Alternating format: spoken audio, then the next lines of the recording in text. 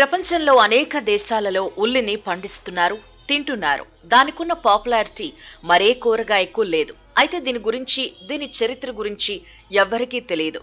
అసలు ఉల్లి మూలం తెలిస్తే ఆశ్చర్యపోతారు. ఈ లోకంలో ఉల్లిగడ్డలు పండించే పనులు 4000 ఏళ్ల ముందు నుంచే జరిగాయి. ఆ సంగతి యేల్ విశ్వవిద్యాలయం భద్రపరిచిన మెసపటోనియా నాగరికత నాటి ఓ పత్రంలో తెలిసిందే. ఈ మధ్యనే ఫ్రెంచ్ పురావస్తు శాస్త్రవేత్త జీన్ బొటెరో ఆ పత్రాన్ని గుర్తించారు. అప్పటి వరకు ఉల్లికంత చరిత్ర ఉందన్న విషయం ఆధునిక ప్రపంచానికి తెలియలేదు. ఉల్లితో పాటు ఉల్లి కాడలు, వెల్లుల్లి, అడవి ఉల్లిని కూడా మెసపటోమియన్లు వినియోగించినట్లు ఆధారాలున్నాయి. రీసెర్చర్ ప్రకారం ఉల్లి మూలాలు మధ్య ఆసియాలో ఉన్నాయని అర్థమవుతోంది. ప్రస్తుతం కూరగాయల్లో ప్రపంచంలో బాగా వాడేది ఉల్లిగడ్డే. ఐక్యరాజ్య సమితి అంచనా ప్రకారం కనీసం 175 దేశాలలో ఉల్లి సాగు చేస్తున్నారు. గోధుమ పండిస్తున్న దేశాల సంఖ్యకు అది డబుల్ అన్నమాట. సాగుపరంగా చూసినా కూడా ఉల్లి ప్రపంచంలోని అతిపెద్ద పంట. ప్రపంచవ్యాప్తంగా ప్రధాన వంటకాలన్నింటిలోనూ ఉల్లిని వాడుతున్నారు. ఉల్లిలో మంచి రుచితో పాటు పోషక పదార్థాలు కూడా ఉండడమే దీనికి కారణం.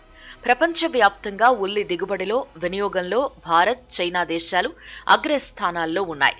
దిగుబడిలో 45% వాటా ఈ రెండు దేశాలదే. లెక్క ప్రకారం చూస్తే చైనా కంటే భారత్లోనే ఉల్లి పంట అధికంగా సాగవుతోంది. కానీ చైనాలో 1 హెక్టార్కు సగటున 22 టన్నుల దిగుబడొస్తూ ఉండగా భారత్లో అది 14.2 టన్నులుగానే ఉంది. ఉల్లి వాడకంలో లిబియా మొదటి ప్లేస్లో ఉంది.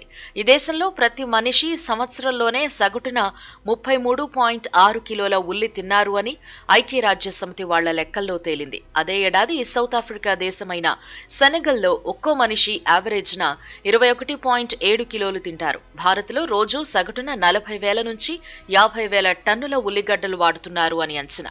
ప్రస్తుతం పండుతున్న ఉల్లిలో 90% మేర ఆయా దేశాల్లోనే సరిపోతోంది.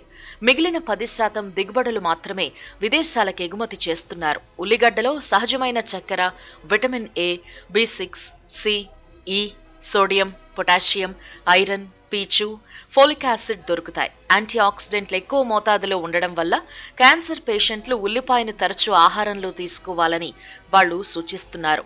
ఉల్లిగడ్డలో 85% నీరుంటుంది.